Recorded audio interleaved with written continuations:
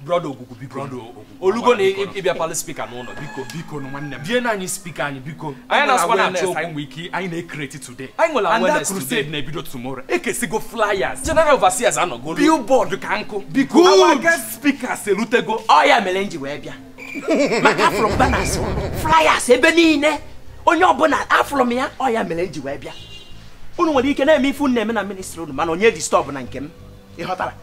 Achọrọ m ka unu mee ya atọ. Brother, ya dụrụ against Chineke. Onye ọbụla nwere freedom of worship. Good. Ya unu na-disturb nke m. Unu na-disturb. Anyị agbatunete. O nwere ihe unu na-agbatunete. Etibugo m unu warning. Chie unu warning before. Agwagwa etibugo m unu warning. Aka nkịtị lụba anya aka lafu were aka nke anụ biko. Ejisi na nke anụ anyị. O nwere ihe unu ga-eme. O nwere anything ọbụla unu ga-eme. Biko no nwanne m. Ọ bụ na ihe egwu. Ge ga-agwakwa no guest ministers. Gwa onye ọbụla na ha na-awa. Onwe ndụ nyere gị ego. Refund ọrụ ha dị. A na-ekwu maka ndị pastors ndị ọzọ mkpọkwa anụ ndị otu. Ha na ha na-awa na onwere ihe a na-eme na aka nsụrụ ya. Na onye kansụl kwa anụ. Na mụ maka nsụrụ ọ dị. Kwelu na onwe unu. Ịchọsi iwu onye mma na ana. Biko onye akwụkwọ na iwu m na ana.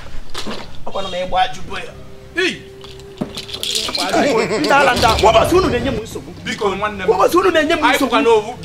Ememe ihe ọjọọ, ememe ihe ọjọọ. You are equally invited in the crusade. Na first jikọta mụ na unu ememe ihe ọjọọ.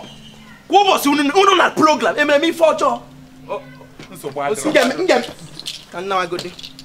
Papa m eche onye keke ka onye balo ya ebu natara m ihe. Ayele this man.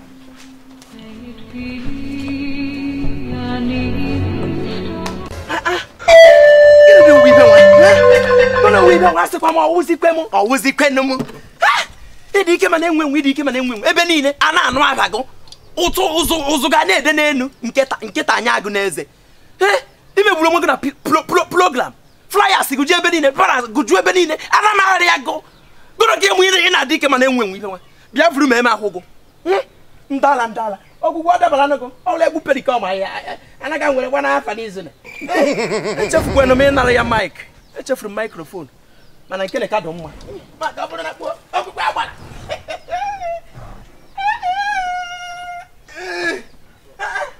ụbọchị a na-edistọb m na gụ anaghị eme ekpere ma na-eme program anaghị eme program achụwa mmụọ ọjọọ nkịta anya anaghị n'eze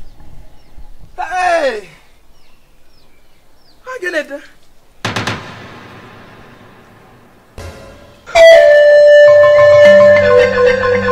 Brother Ogugu agbara biko onye amụma bieze na speaker anyị achọkwa ịmụkwa na ihe anyị bido n'ụzọ a wee yọba gị biko bie na speaker ọkwa mmadụ ibe anyị ka ị bụ ka ihe inwe na-ayọrọ m enwelọ m ike ịbụ onye unu spika o tego unu na-edistọbụ m ọ bụrụ sọ unu nwere ministri mụ nwekwaziri my own ije bịa ihe anyị na-ayọ m gịnị ka ị nwee na-ayọ m kwa ụbọchị ị na-enye m nsogbu na-edistọbụ m adịghị m anụsa mmadụ ọgụ be ya biko ewezighị mbata ebe anwa fụta ka anyị setụlụ ọnụ ka anyị setụlụ ife amicably now ngwa fụta biko bịa ọ mụ na-akpọ ya fụta ka anyị setụlụ biko aka ebe Chineme bịa fụta ka anyị setụlụ ọlọ m na-akpọ ya so mụ pụta ka esetụlụ ọya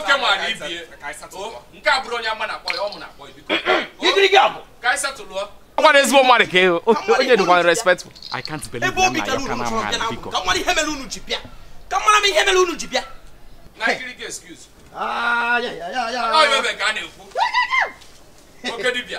onye nwa mụ na gị adịkakwanụ mụ na gị adịka mana ị na-akpasu m iwe mụ na gị adịka mana ị na-akpasu m iwe ị na-akpasu m iwe mụ na gị adịka mana ị na-akpasu m iwe kwa ụbọchị una na-edistọbụ onye kwe onye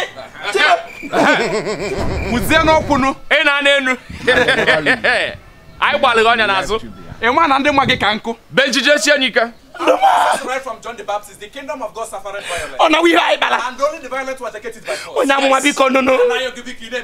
Onye amụma esokwe m n'ụmụ nna. Onye amụma biko no. Anaghị gị biko anaghị biko dibịa highway. Ịchọ na anyị mara na idulu ike. O nwere sisi ije. I regret biko nyọrọ onye echedị m na ọma m nọ fake ka ọ. Onwe ihe ọbụla a na-ekwu okwu m ga-eru ana biko. Onwe ihe ọbụla a na-ekwu okwu m eru ana. Butia ministry Benji. Onye cheli by force. Onwe ihe a na-ekwu okwu. Onye bụ nwanne gị nwoke. Benji pali abịa. Brother Benji. Follow us. Nwanne esokwe m n'ụmụ ihe kwenye m ewu ọkwa onye ụmụnna ka ibu ihe kwenye m ewu. Beji mụ na nna gị sokwe n'ụmụnna ọkwa na ofu ụmụnna ka ewu biko nufutu kene Nwachukwu. Shot by the Cardinal Victors.